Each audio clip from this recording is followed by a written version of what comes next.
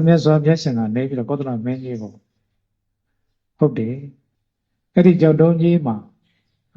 နေရာလှပ်ပြီးတော့ရှင်ကောင်းရှင်နိုင်သေးတယ်ဒီနေ့2026ထဲမှာကြာလာမယ်အိုဘေးနာဘေးသေဘေးတွေကတော့မရှောင်နိုင်ဘူးဟုတ်မနော်အဲ့တော့ညာဆက်လိုက်ကြရင်အော်ဟစ်ကြတယ်အဲ့ဒီထဲမှာ2006ထဲမှာဘေးကြမယ်သေမဲ့လူရောအော်နေတာပဲ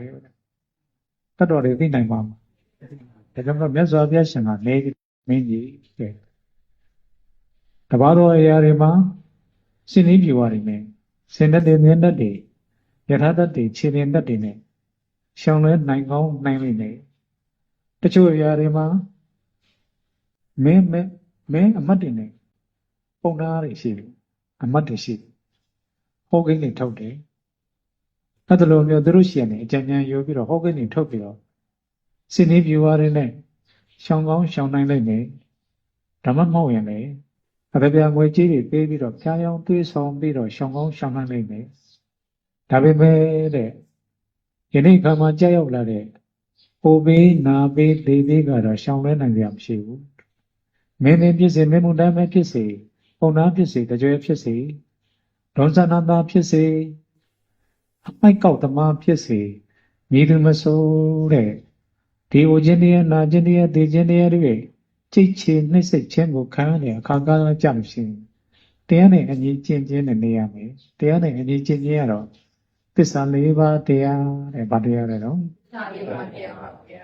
သစ္စာ၄ပါးတရားကိုနှလုံးသွင်းထားမယ်အဲ့လိုသစ္စာတရားကိုနှလုံးသွင်းထားပြီးတော့ဧကဒုက္ခဒီဧကဒုက္ခဖြစ်ကြောင်းဒီ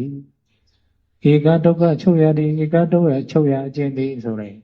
သစ္စာတရားကိုတီးချတတ်သင်ရမယ်ဒီတိုင်းမတတ်ဘူးမြတ်စွာကျင့်ခြင်းဆိုတာကတော့မဂ်ခင်၈ပါး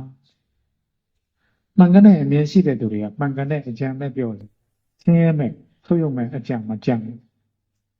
မှန်ကန်တဲ့အမြင်ရှိတဲ့သူတွေကမှန်ကန်တဲ့စကားကိုပဲပြောတယ်မှန်ကန်တဲ့အမြင်ရှိတဲ့သူတွေကမှန်ကန်တဲ့အလုပ်ကိုလုပ်တယ်မှန်ကန်တဲ့အသက်မွေးမှုကိုလုပ်တယ်မှန်ကန်တဲ့တတိနဲ့မှန်ကန်တဲ့ဝိရိယစိုက်ပြီးမှန်ကန်တဲ့စိတ်တည်ကြည်မှုနဲ့နေတယ်အဲ့ဒါဟိုစင်းကိုပြောလိုက်တာမဂ်ခင်၈ပါးအဲ့ဒါလိုမဂ်ခင်၈ပါးနဲ့တဲ့ညတ်တာဆိုကျင့်တယ်ဆိုတာကတော့မိမိဖို့တဝါတို့ရဲ့ဖို့လောကဖို့နော်အဲ့ဒါလိုမျိုးညတ်တာဆိုကျင့်တယ်ဒီနေ့လေကိုယ်စားမယ်တောင်းမယ်ထဲကနေပြီးတော့ခွဲချမ်းပြီးတော့ခွဲဝေပြီးတော့ဓာတ္တပဝတ္ထုကိုဖြစ်စေနော်ဆွမ်းပေါ်စေချုပ်ချယ်ရတာကိုဖြစ်စေခွဲဝေပြီးတော့လှူဒန်းလိုက်တာမဟုတ်ဘူးလားမြတ်တစွာကျင့်နေပြီးတဲ့ခါကျတော့ကုသိုလ်တို့ကိုဆောင်နေကုသိုလ်ဆိုတာကတော့ခုနကတော့လှူဒန်းလိုက်တဲ့ဒါနကုသိုလ်ရတဲ့ကိုယ်မှန်ဆောက်တည်ရတဲ့တိဋ္ဌကုသိုလ်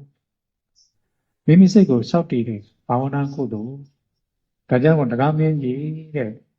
တရားသဖြင့်ကျင့်ခြင်းဟိုဘေးနာဘေးသေဘေးတွေနဲ့ကြုံဆောင်ရမယ်ခါကာလမှာတရားသဖြင့်ကျင့်ခြင်းမြတ်တစွာကျင့်ခြင်းကုသိုလ်တည်းဟူသောလက်ကင်ထားခြင်းဆိုတဲ့ဒီတရားသုံးပါးကိုသာဆောင်ရလက်တန်းလို့မြတ်စွာဘုရားရှင်သည်ကောင်းစွာဟောကြားတော်မူလေတော်တည်း